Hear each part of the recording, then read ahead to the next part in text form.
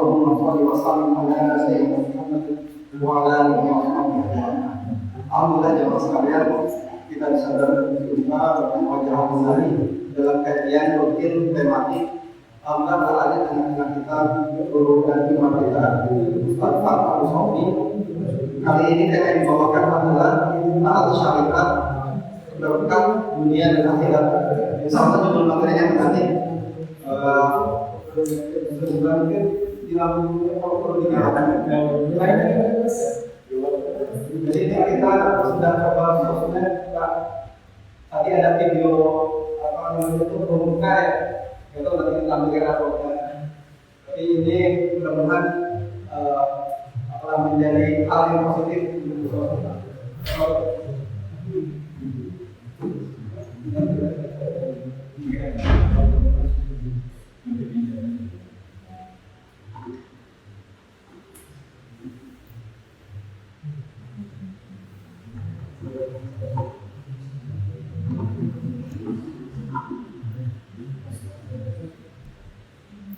Bismillahirrahmanirrahim. Assalamualaikum warahmatullahi wabarakatuh. Alhamdulillah nahmaduhu wa nasta'inuhu wa nastaghfiruh wa na'udzu billahi min shururi anfusina wa min sayyi'ati a'malina. May yahdihillahu fala mudilla lahu wa may yudlilhu fala hadiya lahu. Asyhadu an la ilaha illallah wahdahu la syarika lahu wa asyhadu anna Muhammadan abduhu wa rasuluhu. Amma ba'du. Bersyukur kita panjatkan kepada Allah Subhanahu wa Ta'ala karena Ramadan malam yang penuh berkah ini, alhamdulillah begitu banyak nikmat yang Allah berikan kepada kita. Selain nikmat sehat, alhamdulillah Allah berikan kepada kita semuanya nikmat hidayah. Sehingga dengan nikmat hidayah itu kita dapat hadir di mushola ini untuk melaksanakan kewajiban kita sebagai umat Islam, yakni sholat maghrib dilanjutkan dengan taklim atau kajian, dan insyaallah akan dilanjutkan dengan salat isya secara berjamaah. Salawat dan salam tak intinya marilah kita haturkan dan kirimkan kepada kedua kita sebagai tauladan terbaik kita yaitu Nabi Muhammad sallallahu alaihi wasallam. Mudah-mudahan dengan seringnya kita mengirimkan salawat kepada beliau maka akan semakin besar harapan kita untuk mendapatkan syafaat dari beliau, untuk mendapatkan pertolongan dari beliau kelak di yaumil hisab atau yaumil qiyamah. Hadirin jemaah sekalian yang dirahmati oleh Allah, pada kesempatan yang singkat ini kurang lebih sekitar 40 menit kita akan coba mengupas pendalaman materi yang sebelumnya, yaitu tentang syariat. Jadi tema kita kali ini adalah taat syariat berkah dunia akhirat.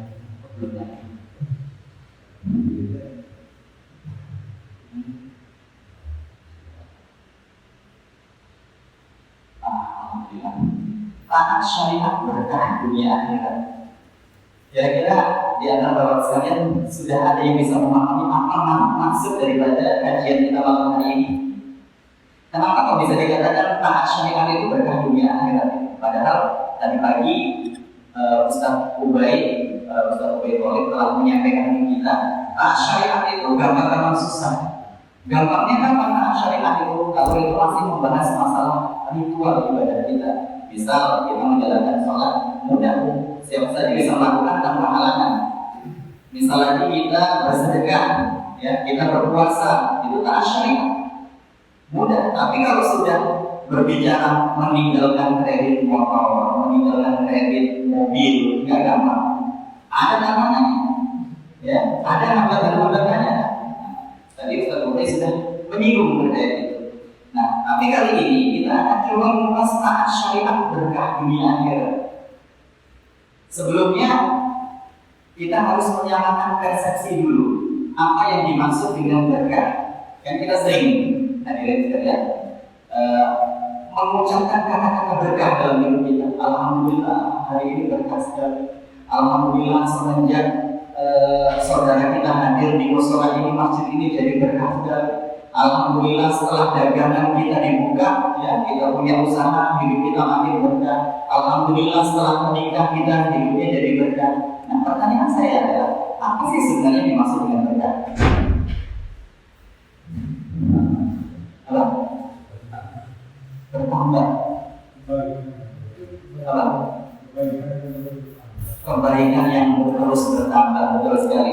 Jadi menurut para ulama yang dimaksud dengan berkah itu adalah ziyadatul khair, bertambahnya kebaikan.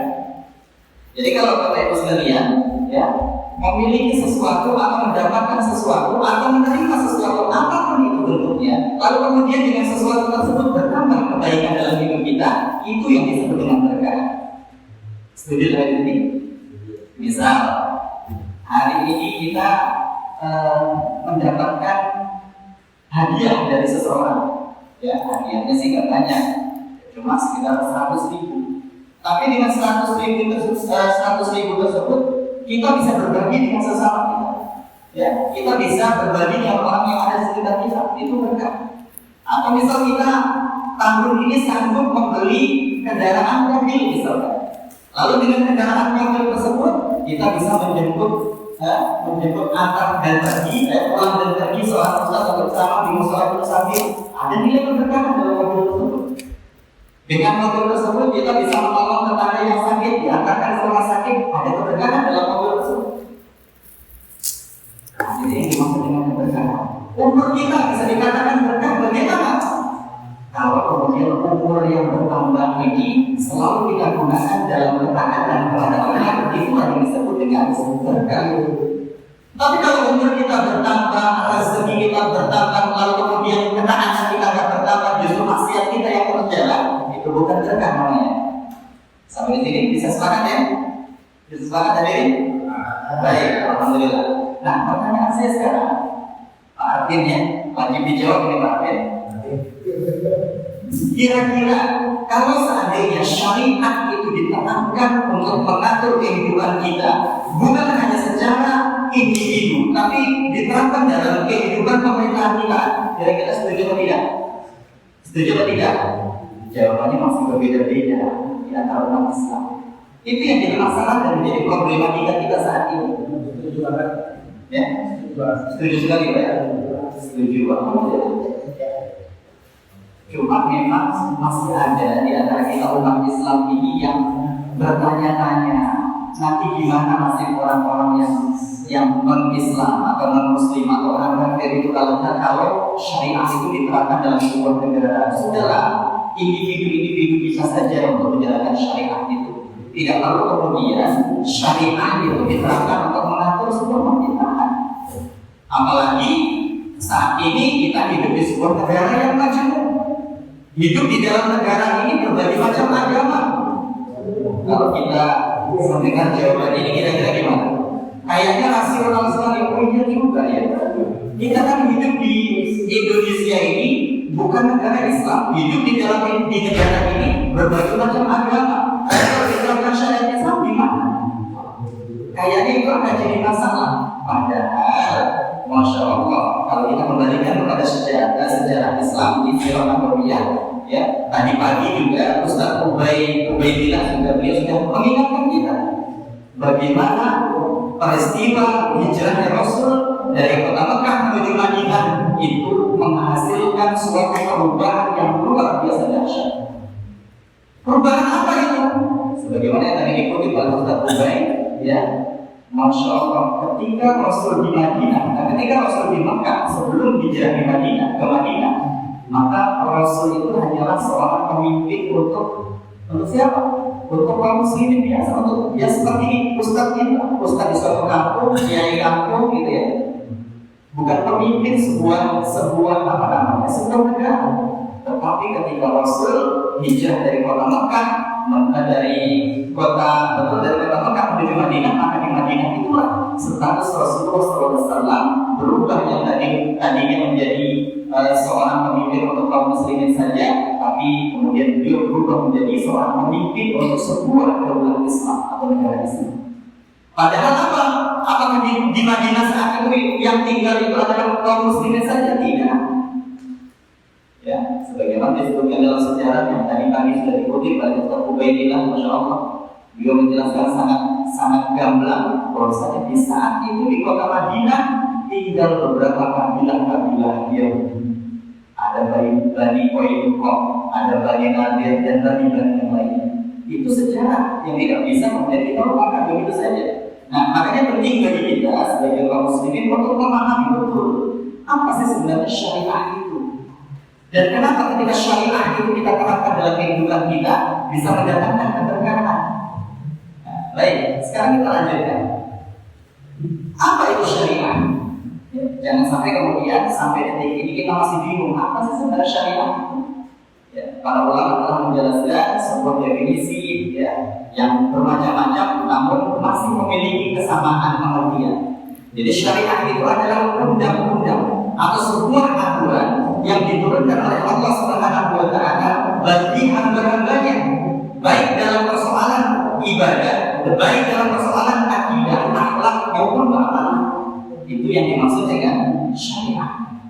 Jadi pertanyaan saya, apa itu syariat?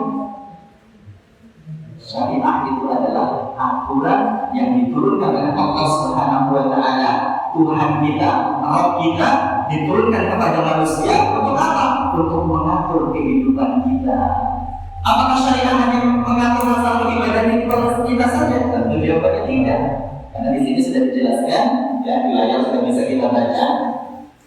Ada minimal ada 4 yang diatur oleh syariat. Yang pertama adalah akidah, masalah akidah. Yang kedua adalah masalah ibadah. Yang ketiga adalah masalah akhlak, dan yang keempat adalah masalah muamalah. Ini syariat. Masya Allah, kalau kita berbicara syariat tidak sebenarnya. Cuma saat ini syariat itu sudah mulai dikambing hitamkan, dijelek-jelekan. Seolah-olah syariat Islam itu kalau ditegakkan kejam. Seolah-olah syariat Islam itu kalau ditegakkan membawa bencana, membawa malapetaka, membawa kesulitan-kesulitan dan lain sebagainya, akan membuat sempit kehidupan kita. Makanya pada kesempatan malam hari ini kita akan buktikan bahwasanya dengan mentaati syariat maka hidup kita akan menjadi berkah, bertambah kebaikan bukan hanya di dunia tapi yang paling penting adalah di akhirat. Hadirin yang dirahmati oleh Allah. Sekarang apa itu konsekuensi daripada keimanan? Ya, kita sebagai seorang muslim tentu nggak ingin dong dianggap palsu keimanan kita. Kita sebagai orang yang mengaku bahwa kita beriman kepada Allah, tentu kita nggak ingin ketika nanti di akhirat kita dikatakan oleh Allah, kamu bukan orang yang beriman. Karena kalau Allah sudah mengatakan kita bukan orang yang beriman, ngeri. Ngerinya kenapa? Surga kita dapatkan, neraka sudah pasti. Makanya kalau kita klarifikasi sebenarnya apa sih konsekuensinya ketika kita sudah mengikrarkan diri kita ini sebagai hamba Allah yang beriman. Maka kalau kita lihat di layar, ya sudah terlihat di situ konsekuensi iman itu setidaknya ada 2. Pertama, terikat dengan syariat. Yang kedua, tidak terikat dengan syariat. Yang pertama yang terikat dengan syariat, maka itu pun dibagi 2. Ada yang terikat dengan syariat secara pasrah, ya, dia tunduk, patuh, pasrah, ya, tidak bertele-tele, tidak banyak tanya, ya, tidak banyak menggugat, dia taat kepada Allah, sami'na wa ata'na. Maka ini adalah ketaatan yang bersifat hakiki, ketaatan yang benar, ketaatan yang 100% nggak perlu diragukan kembali ketaatannya atau keimanannya tersebut. Tetapi ada ketaatan yang kedua, yaitu ketaatan yang bersifat terpaksa, sholat terpaksa, sedekah terpaksa, ya, puasa Ramadan terpaksa. Nah, ketaatan yang semisal ini itu adalah ketaatan yang bersifat semu. Ya, pasti nanti yang terjadi ketika dalam proses perjalanan melakukan ketaatan itu, ada kalanya dia akan meninggalkan ibadah yang telah dikerjakan. Ya, ada kalanya kalau lagi semangat sholat, ada kalanya tidak. Ada kalanya kalau lagi semangat puasa, ya, ada kalanya tidak. Ada kalanya kalau lagi semangat bersedekah banyak, ada kalanya tidak. Ya, sebagaimana tertera di layar, syariat Islam itu mengatur 3 dimensi. Ya, dimensi yang pertama mengatur hubungan manusia dengan Allah. Ini yang disebut dengan alhamdulillah. Dimensi yang kedua adalah mengatur antara hubungan manusia, ya, dengan dirinya sendiri. Dan yang ketiga, ya, dimensi yang ketiga, syariat itu mengatur hubungan manusia dengan manusia yang lainnya. Yang pertama, dimensi yang pertama, syariat mengatur antara hubungan manusia dengan Allah. Apa saja yang diatur? Pertama, masalah akidah. Jadi keyakinan kita kepada Allah Subhanahu wa Ta'ala diatur di dalam Islam. Agar apa? Agar tidak liar pemikiran kita. Makanya dijelaskan oleh para ulama, di antaranya akidah yang mengatur poin akidah itu adalah tafakkaru fi khalqillah wa la tafakkaru fi dzatillah. Berpikirlah terkait ciptaan Allah. Jadi kita ini diberikan oleh Allah agar boleh kita memikirkan terkait ciptaan-ciptaan Allah untuk menambah keimanan kita. Allah mampu menciptakan gunung, betapa dahsyatnya Allah, betapa agungnya Allah. Allah sanggup menciptakan lautan yang sedemikian luas, betapa agungnya Allah. Allah sanggup meninggikan langit tanpa tiang, betapa maha besarnya Allah. Boleh kita lakukan ini untuk meningkatkan keimanan kita. Kok Allah sanggup ya? Kok Allah bisa yang menciptakan langit?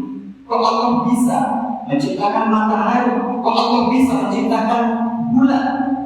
Jadi boleh kita pikirkan. Yang tidak boleh apa? Terkait akidah kita, memikirkan zatnya Allah. Bagaimana sih bentuk Allah itu? Nah ini yang dilarang oleh para ulama dengan sangat tegas.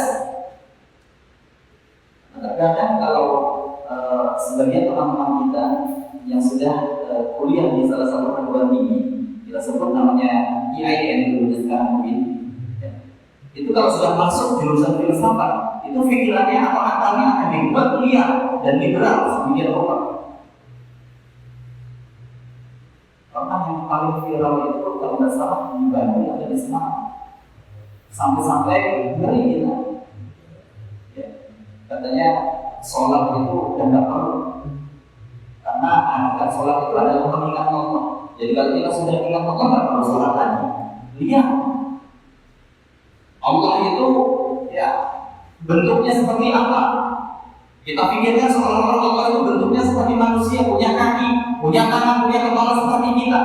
Itu pemikiran yang liberal, yang akan merusak jalan pikiran kita itu. Dan itu dilakukan para ulama untuk memikirkan bagaimana zatnya Allah. Ini perkara akidah yang diatur oleh Islam. Jadi Islam, syariat mengatur akidah kita, mengatur keimanan kita. Ada apa? Keimanan kita ini bersifat hakiki, keimanan yang kokoh, keimanan yang lurus, keimanan yang adil. Syariat juga mengatur masalah ibadah, ritual ibadah kita. Allah mengatur bagaimana sholat, bagaimana puasa, bagaimana sedekah, ya, bagaimana berhaji. Diatur dengan syariat. Coba bayangkan. Coba kita bayangkan kalau seandainya syariat itu tidak mengatur masalah ibadah. Bisa saja kita menyembah pohon, ya, bisa saja kita menyembah batu-batuan, menyembah matahari.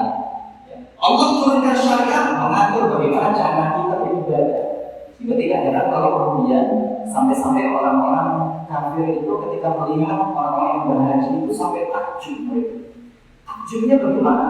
Orang dari berbagai macam bangsa, dari berbagai macam negara, dari berbagai macam suku, warna kulit, perbedaan bahasa dan lain sebagainya, kok bisa bersatu di suatu tempat, lalu kemudian mereka bergerak dengan irama yang sama. Bahkan yang sering membuat takjub orang-orang di luar Islam itu adalah ketika mereka menyaksikan azan dikumandangkan di Masjidil Haram, maka semua umat Islam yang tadinya berserakan di mana-mana, ada yang di pasar, ada yang di hotel, ada yang di mall, semuanya kemudian bisa bersatu padu menuju masjid. Berada di dalam masjid, berada di teras-teras masjid, di halaman-halaman masjid, kok bisa? Indah Islam. Hanya dengan satu panggilan orang saja, Allahu Akbar, Allahu Akbar, semuanya bisa bersatu. Coba itu bisa, kalau seandainya bisa diterapkan di musola itu sambil betapa indahnya kehidupan kita. Di umat Islam dari berbagai macam pergerakan, dari berbagai macam mazhab, semua bersatu untuk mengikuti atau memenuhi panggilan Allah Subhanahu wa Ta'ala. Dimensi yang kedua, mengatur hubungan manusia dengan dirinya sendiri. Jadi syariat itu mengatur hubungan kita dengan diri kita sendiri. Kita butuh makan, kita butuh minum, kita butuh pakaian, ya, kita harus memiliki akhlak. Maka syariat Islam mengatur itu semua. Kalau syariat nggak mengatur itu, masya Allah, ya. Bagaimana ngerinya kita menghadapi segala makanan lalu masuk ke tubuh kita. Asal ketemu makanan, ya sudah, coba ambil makan, coba ambil makan, ketemu minuman, coba ambil makan. Tapi tidak Islam bagaimana? Islam mengatur bagaimana makanan yang baik itu yang boleh kita makan, bagaimana makanan yang halal itu yang harus kita makan, bagaimana minuman yang sehat itu yang harus kita makan. Islam mengatur sedemikian rupa. Cara berpakaian, Islam mengatur bagaimana pakaian seorang muslimah, bagaimana pakaian seorang muslim. Tidak. Ya, meskipun saat ini banyak di antara kita yang masya Allah tidak mengikuti syariat tersebut. Padahal kalau itu diikuti, seragam kita sebenarnya. Umat Islam di seluruh penjuru dunia kalau mengikuti syariat atau aturan Allah Subhanahu wa Ta'ala, tidak. Ketemu orang di jalan, oh ini muslimah, kelihatan dari pakaiannya. Oh ini muslim, kelihatan dari pakaiannya. Tidak. Tapi sekarang muslimah berbuka. Ini muslimah berbuka. Betul atau tidak? Kita mengucapin salam, takutnya bukan muslimah. Gak mengucapin salam, kok takutnya dia muslim. Kenapa? Pakaiannya sama sekarang antara muslim, antara muslimah dengan muslim. Sama-sama buka aurat. Itulah datang Islam, ya, mengatur cara berpakaian tujuannya itu untuk memuliakan kita. Ya, umat Islam dimuliakan karena diatur cara berpakaiannya seperti apa. Kemudian akhlak, syariat Islam juga mengatur masalah akhlak. Perilaku kita, bagaimana kita bisa memiliki adab terhadap orang tua kita, bagaimana kita bisa memiliki sopan santun terhadap sesama kita, bagaimana kita bisa memuliakan guru kita, ustaz kita, kiai kita. Islam mengatur itu. Kalau seandainya Islam tidak mengatur masalah akhlak ini, betapa ngerinya. Lalu sekarang syariat ada saja, masya Allah, di Jakarta khususnya anak-anak itu, ya usia-usia SD nggak ada adab sama sekali. Jangankan sama orang tuanya sendiri, ya, sama gurunya juga takut. Setiap ketemu orang tua siapa nggak pernah takut. Kalaupun ada anak-anak yang memiliki akhlak itu sangat sedikit. Anak-anak yang memiliki adab sangat sedikit. Itulah pentingnya taat terhadap syariat. Kalau seandainya syariat itu diterapkan, masya Allah, tidak bisa memuliakan yang tua pun yang muda. Ya, tidak. Lalu kemudian syariat juga mengatur hubungan manusia dengan sesamanya. Ya, disebut dengan hubungan muamalah. Apa saja yang diatur dengan syariat? Wilayah sudah tertera. Ya, dalam masalah ekonomi, Islam mengatur bagaimana ekonomi Islam itu seperti apa ekonomi Islam itu. Ya, syariat mengatur. Ya. Kemudian dalam masalah pendidikan, bagaimana sistem pendidikan dalam Islam, Islam sudah menjelaskan. Tinggal kemudian kita adopsi, kita terapkan dalam kehidupan kita. Ini seharusnya begitu. Dalam masalah sosial, dalam masalah politik, ya. Kalau sekarang benar politik kita sama-sama jauh berhubungan dengan Islam. Seandainya syariat Islam itu diterapkan dalam dunia perpolitikan kita, maka nggak ada istilahnya negara kita ini menjadi negara sekuler yang kemudian memisahkan antara kehidupan dunia dengan kehidupan akhirat. Kalau yang terjadi sekarang bagaimana hadirin? Yang terjadi sekarang adalah jangan bawa agama untuk urusan dagang ini kita sendiri yang melakukan aturannya. Ya jual beli di pasar ini nggak perlu bawa agama, sudah kita atur sendiri. Ya, bahkan dalam Islam untuk menjadi seorang pedagang harus mengerti fikih jual beli. Tidak. Kalau kita berbicara kayaknya sulit amat sih, karena belum dijalankan. Tapi kalau sudah dijalankan, bagaimana bisnis Rasulullah melejit, bagaimana bisnis para sahabat melejit? Apa landasannya? Syariat diterapkan dalam kehidupan. Syariat diterapkan dalam ekonomi, dalam jual beli. Bagaimana Rasulullah itu sangat jujur dalam berdagang, bagaimana para sahabat itu sangat jujur dalam berdagang, sehingga sukses semua usahanya. Utsman bin Affan ketika hijrah dari Mekah, ya, menuju Madinah tidak membawa apa-apa, ditawarkan oleh sahabatnya, ya, dari kaum Ansor. Untuk apa? Untuk menerima sebagian hartanya. Maka Ustaz Ubay tadi menyampaikan 50% akan diberikan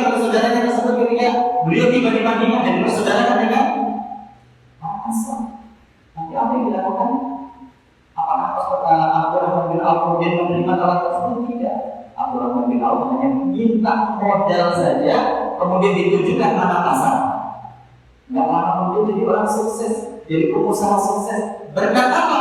Berkat taat terhadap syariat. Jual belinya mengikuti jual beli yang telah dicontohkan oleh Rasul Sallallahu Alaihi Wasallam. Kembali lagi, itulah indahnya syariat. Lalu kemudian berikutnya hadirin yang dirahmati oleh Allah, apa sebenarnya tujuan penerapan syariat Islam ini?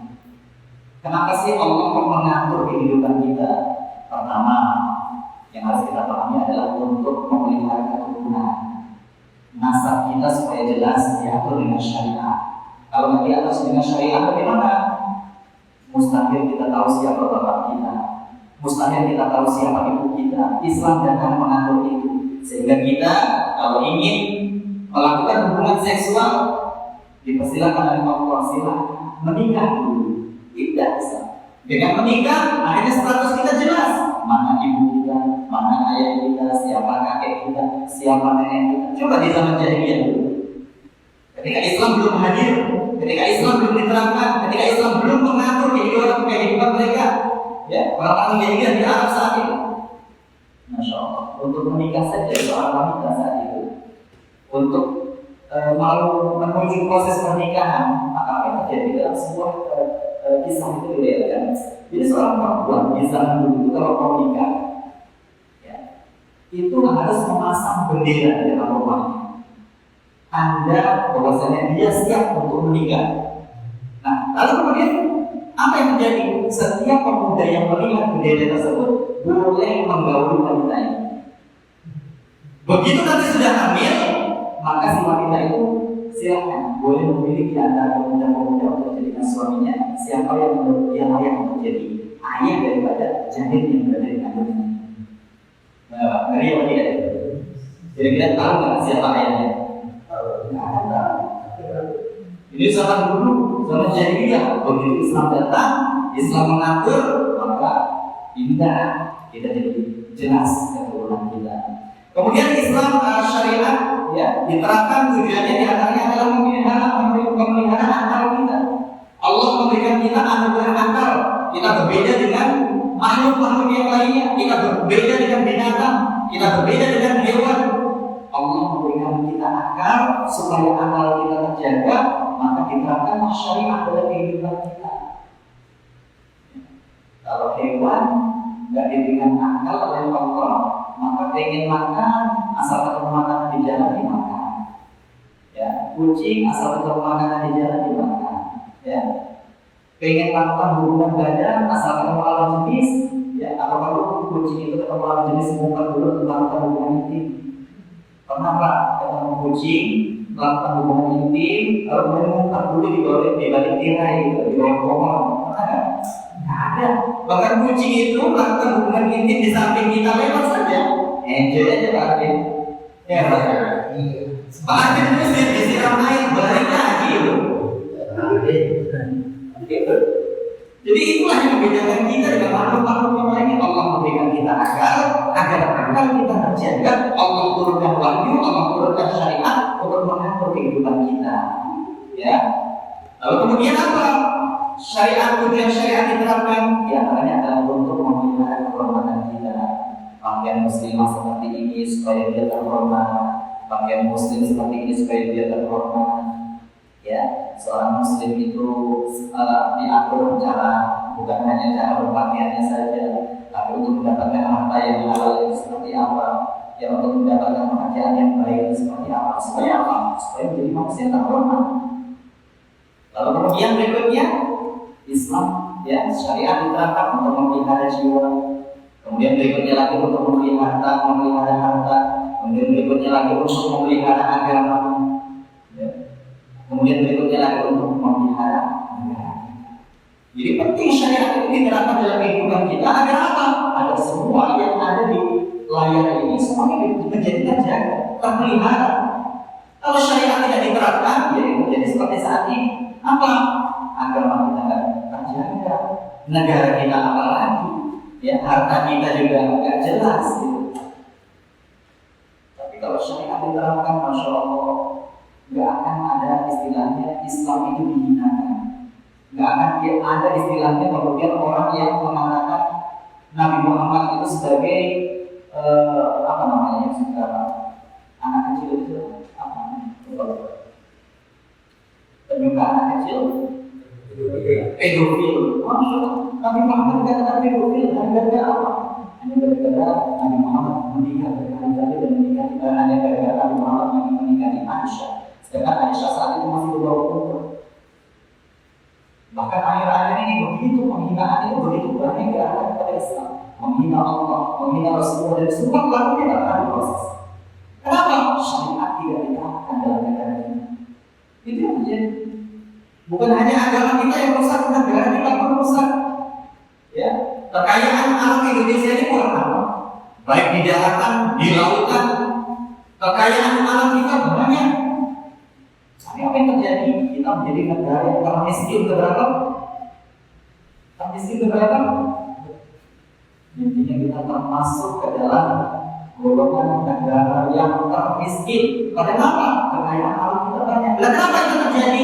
Syariat tidak diterapkan. Seandainya syariat ini diterapkan untuk mengatur negara ini, maka yang namanya kekayaan alam itu harusnya dikelola oleh negara dan hasilnya untuk kemakmuran rakyatnya. Kalau sekarang apa? Kebalikannya, kekayaan alam kita dikeruk oleh korporasi asing, dikeruk oleh pengusaha-pengusaha swasta, lalu kemudian hasilnya diraup oleh mereka, dikuasai oleh mereka. Negara sebagai berapa persen? Kecil. Untuk siapa itu? Untuk rakyat? Tidak juga. Rakyat. Siapa negara kita dirampok? Kekayaan alam kita dirampok. Makanya negara yang harusnya kaya-kaya ini menjadi negara yang paling miskin. Karena miskin, kekayaan alam kita dikeruk, maka apa yang terjadi? Pajak dinaikkan. Supaya apa? Negara kita nggak miskin lagi, supaya negara kita nggak defisit, nggak susah. Rakyat kan yang susah. Kemarin listrik naik, rakyat menjadi yang apa yang naik kemarin? Banyak sekali naik. Bukan hanya sekedar tagihan listrik. Ini harus kita paham bersama ketika syariat tidak diterapkan dalam kehidupan kita, baik secara individu maupun negara, maka kerusakan akan terjadi di mana-mana. Berikutnya, bagaimana sikap seorang muslim ya terhadap syariat itu? Maka tidak ada kata lain selain patuh dan taat. Itu saja sebenarnya. Jadi ketika Allah sudah mengatakan A, sami'na wa ata'na. Ketika Allah mengatakan B, sami'na wa ata'na. Itu seharusnya sikap yang dimiliki oleh setiap muslim ketika menerima syariat dari Allah Subhanahu wa taala. Baik itu disampaikan langsung oleh Allah maupun disampaikan langsung oleh Rasulullah sallallahu alaihi wasallam. Apa dalilnya? Silakan nanti dibuka surat An-Nur ayat 51.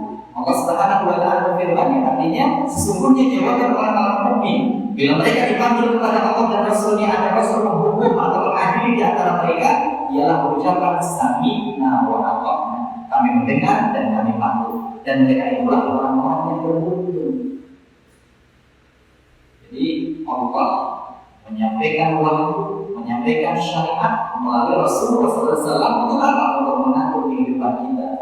Ketika syariat itu disampaikan kepada kita sebagai umat Nabi Muhammad SAW, maka dia adalah tugas kita selain patuh dan taat. Dan ketika itu kita lakukan, maka apa kata Allah?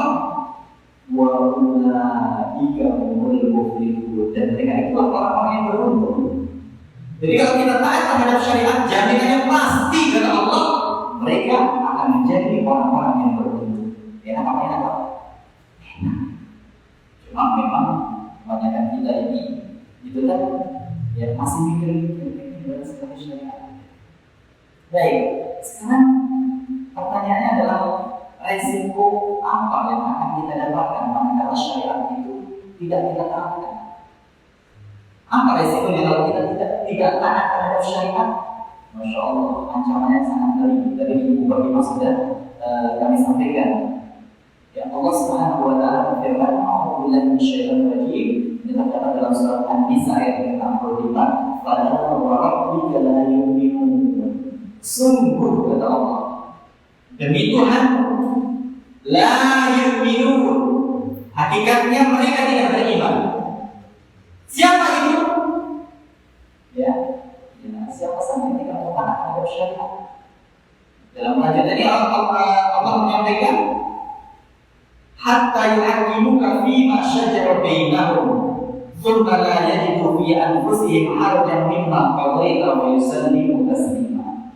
Sungguh demi Tuhan mereka pada hakikatnya tidak beriman hingga mereka menjadikan kamu Muhammad sebagai hakim, pemutus ya atas setiap perkara apa saja yang mereka perselisihkan. Kemudian mereka tidak merasa keberatan dalam hati mereka terhadap putusan yang kamu berikan dan mereka menerimanya dengan sepenuhnya. Jadi hati-hati. Di dalam ayat ini Allah sudah menegaskan, "Fala wa rabbika la yu'minun." Sungguh demi Tuhan Muhammad, pada hakikatnya mereka tidak beriman sehingga mereka menjadikan engkau sebagai pemutus atas setiap permasalahan. Kita punya masalah dalam kehidupan kita, diatur di dalam Al-Quran ada jawabannya, di dalam As-Sunnah ada jawabannya. Kalau kita mengikuti kedua petunjuk tersebut, maka selamat hidup kita. Tapi kalau kita tidak mengikuti kedua warisan yang telah ditinggalkan oleh Rasulullah SAW itu, maka kita pun akan menjadi manusia yang tersesat. Rasulullah SAW telah bersabda, "Taraktu fikum amrayn." Kalau aku tinggalkan kepada kalian dua perkara. Jadi Rasul telah mewariskan kita dua perkara. Fa in tamassaktum lan tadillu abada. Fa in tamassaktum bihima lan tadillu abada. Jika kalian berpegang teguh terhadap keduanya, lan tadillu abada, maka kalian tidak akan tersesat selama-lamanya. Bahwa apa itu? As-Sunnah, Al-Quran, wa Sunnah Nabi, yaitu Al-Quran dan Sunnah Nabi atau hadis. Jadi hadirin yang dirahmati oleh Allah, Rasul ketika wafat tidak meninggalkan harta, Rasul tidak meninggalkan warisan jabatan, tidak, tapi Rasul hanya meninggalkan dua perkara, yaitu Al-Quran dan hadis. Yang mana kalau kita kemudian menjadikan Al-Quran dan hadis ini sebagai pedoman dalam kehidupan kita, maka insya Allah kita akan selamat. Tapi kalau dua perkara ini kita tinggalkan, maka kita pun akan menjadi tersesat. Jemaah hadirin yang dirahmati oleh Allah, di dalam ayat yang lain, saya baca saja kalau sekarang pertanyaannya adalah, boleh nggak sih kita memilih syariat Allah? Ya, kasusnya tadi, udahlah kita nggak usah ngurus syariat ini diterapkan ke negara. Yang ada nanti kita dicap teroris, yang ada nanti kita dicap sebagai Islam radikal, Islam modernitas. Ya, nggak usah. Sholat aja yang penting sholat. Nanti kamu kalau tembak-tembak ditangkap sama polisi. Ya. Boleh nggak kayak gitu lah? Boleh nggak Pak Kiai? Pak Kiai darah. Boleh nggak kita memilih syariat Allah, mana yang mudah kita jalankan, yang kira-kira sulit kita tinggalkan? Maka jawabannya tidak boleh. Apa dasar hukumnya? Pada pertemuan yang sebelumnya sudah kami sampaikan di dalam surat Al-Baqarah ayat yang ke-208, Allah Subhanahu wa taala berfirman, "Ya ayyuhalladzina amanu udkhulu fis-silmi kaffah wa la tattabi'u khutuwatis syaitan. Inna syaitana lakum aduwwun mubin."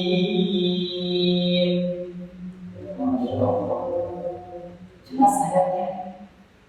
Hai orang-orang yang beriman, udkhulul fis-silmi kaffah, kata Allah, masuklah kalian ke dalam Islam secara kafah, secara totalitas, secara menyeluruh. Artinya apa di sini? Menurut Imam Ibnu Katsir yang dimaksud dalam ayat ini, masuk Islam secara menyeluruh itu artinya berpegang teguh terhadap syariat Allah, tidak memilih-milih. Karena syariat Allah bukan seperti pelumas panah. Ya, pekan lalu sudah di pertemuan yang sebelumnya sudah Al-Fatihah sampaikan.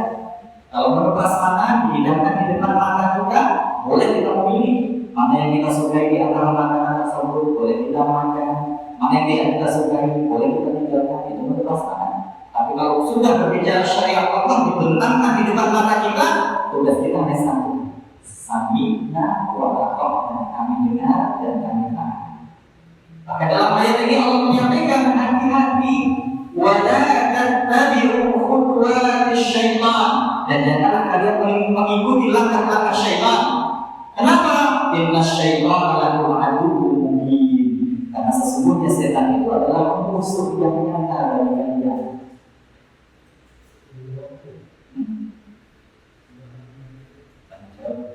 Buat formulnya supaya mereka selesai. Ya, baik. Apa janji Allah ketika syariat diterapkan? Nah ini Pak, ini yang saya sampaikan di awal tadi. Taat terhadap syariat berkah dunia akhirat. Nah ini kuncinya di slide terakhir ini. Sebagai penutup majelis kita malam hari ini, yang harus kita ketahui ini kita taat terhadap syariat, masya Allah, berkahnya luar biasa. Nah cuma ada pertanyaan, orang yang taat syariat itu disebut apa dalam agama ini?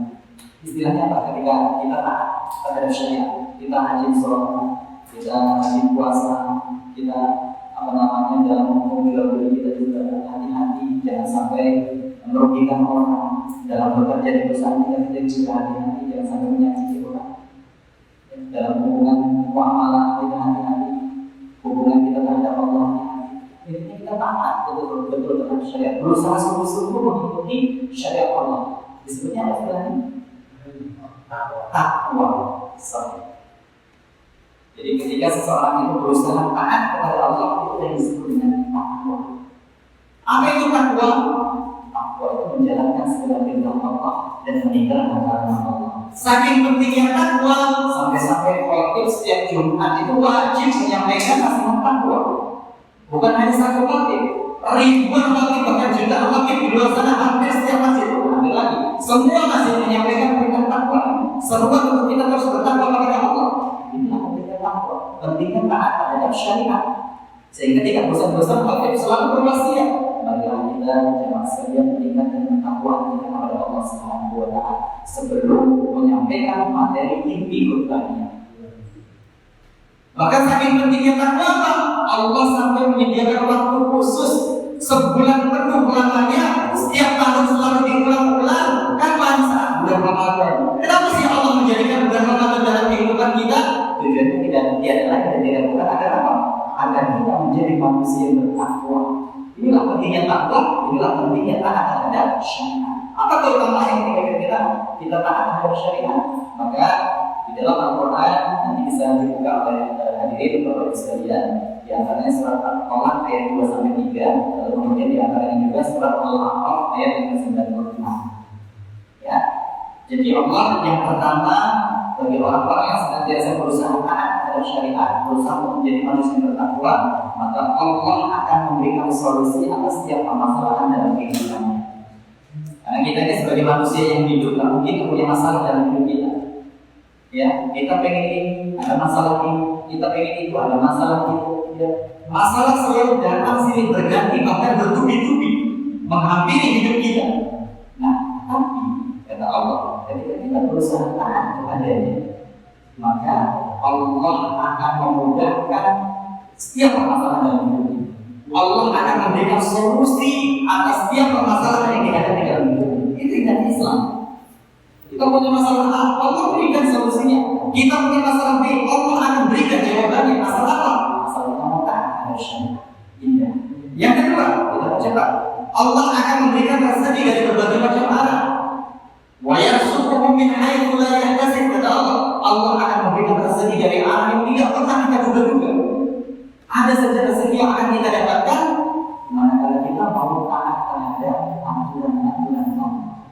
Rezeki juga bukan hanya harta, kesehatan, ya, anak-anak yang soleh itu rezeki, teman yang baik itu rezeki, tetangga yang soleh dan soleh itu rezeki dari Allah, umur yang selalu dipenuhi dengan ketaatan itu rezeki dari Allah.